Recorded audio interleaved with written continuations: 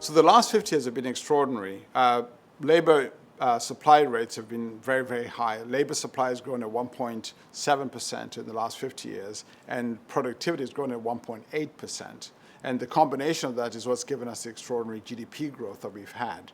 So it's important to recognize that the 1.8% growth rate in productivity, that's actually very high.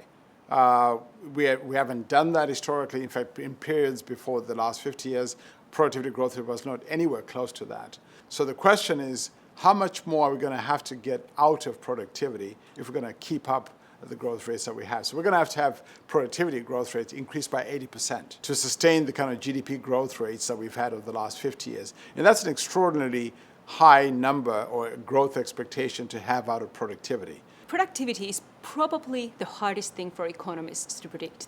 And it's exactly because productivity is so hard to predict is that we have invested over 20 years now on studying productivity performance across industries and countries. And what we did this time is looked again at 5 different industries ranging from agriculture to manufacturing and automotive and food processing to retail and healthcare to see what are the prospects in the next 10 years to 2025 to actually accelerate the productivity growth rate. And the good news is that there is plenty.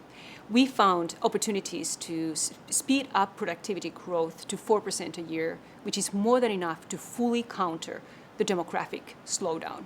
And what's really good news is that 3/4 of the overall productivity opportunity that we identified is actually catching up, meaning doing things somebody's already doing someplace else. So it is about making sure managers adapt better practices and improve on what they do over time, invest on equipment that will help them be more productive, and so on.